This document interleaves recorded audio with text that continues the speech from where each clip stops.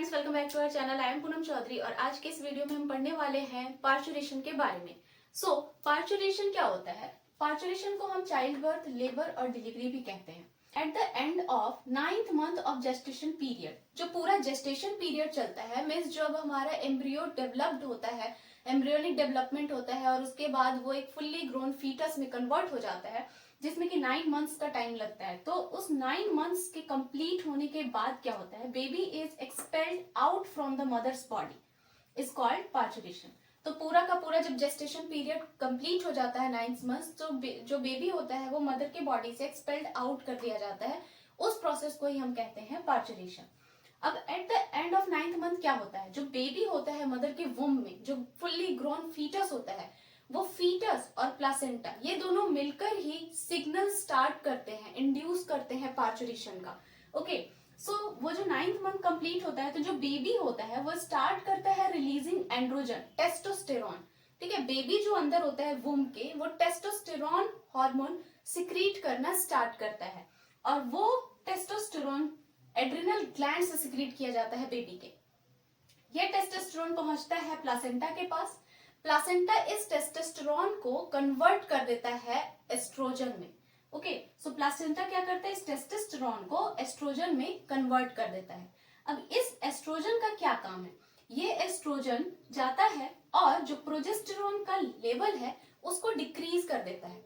अब आपको पता है कि प्रोजेस्टेरॉन हमारे जो यूट्रस का एंडोमेट्रियम होता है उसको मेंटेन करने के लिए चाहिए, रिस्पॉन्सिबल है। मीन्स उसके लाइनिंग को, उसके वॉल को थिक रखने के लिए प्रोजेस्टेरॉन चाहिए। लेकिन जब बेबी एक्सपेल्ड आउट हो रहा है, बेबी बाहर आ रहा है, तो वो जो इंडोमेट्रियम है उसको भी बाहर आना होगा। अब उसको थिक रखने की जरूरत नहीं है, इसलिए एस्ट्रोजन क्या करता है? उस प्रोजेस्टेरॉन के लेवल को कम कर देता है।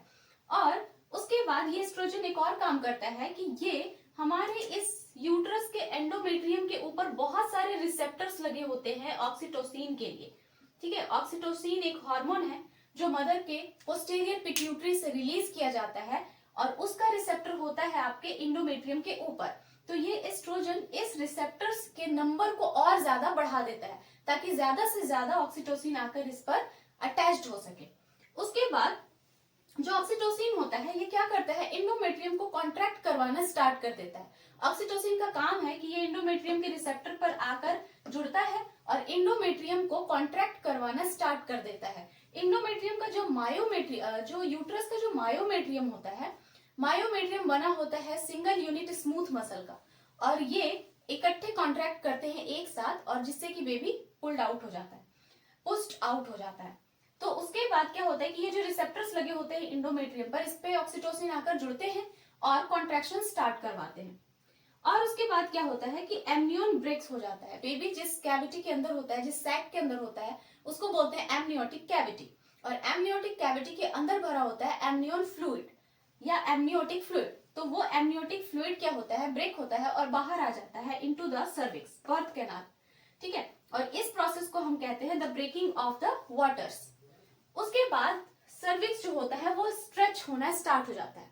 तो जैसे ही सर्विक्स जो है वो स्ट्रेच होता है, वो मदर के पोस्टीरियर पिट्यूटरी को पॉजिटिव फीडबैक देता है कि और ज्यादा से ज्यादा ऑक्सीटोसिन को रिलीज करना है।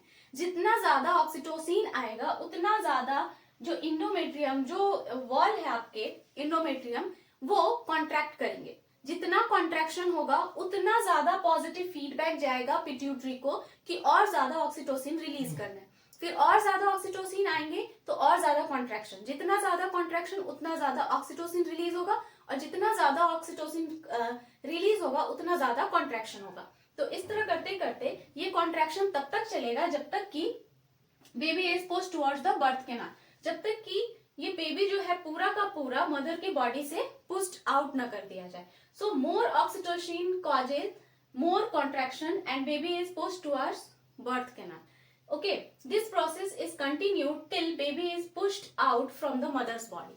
ये process means कि contraction और oxytocin का secretion, उसके बाद contraction, फिर और ज्यादा oxytocin का secretion, ये process तब तक चलता रहेगा जब तक कि बेबी पूरा का पूरा pushed out ना कर दिया जाए। उसके बाद बेबी बाहर आ जाता है और फिर ये पूरा पार्चुरेशन का process complete हो जाता है।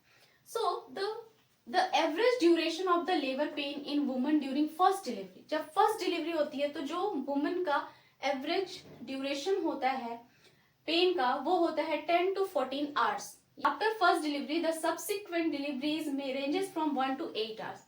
फर्स्ट डिलीवरी के बाद के जितने भी डिलीवरीज होते हैं उनमें ये पेन का रेंजेस जो होता है वो 1 to 8 आवर्स का हो जाता है। A baby born before 37 weeks, 37 weeks के पहले अगर किसी बेबी का जन्म हो जाता है तो उसे हम कहते हैं प्री मेच्योर बेबी। नेक्स्ट है आपका lactation. So lactation is the production and secretion of milk from the breast. तो लैक्टेशन वो प्रोसेस है जिसमें कि मिल्क का प्रोडक्शन होता है और सिक्रीशन होता है, और ये प्रोसेस जो होता है वो प्रोलैक्टिन हार्मोन के थ्रू किया जाता है। प्रोलैक्टिन हार्मोन रिस्पॉन्सिबल होता है इस लैक्टेशन के प्रोसेस के लिए, जो कि आपके पिट्यूटरी से ही रिलीज किया जाता है। सो ये था पूरा process of parturition. I hope this video found helpful to you. If you like the video then hit the like button and do subscribe my channel. मिलते हैं नेक्स्ट वीडियो में। Till then bye bye and take care.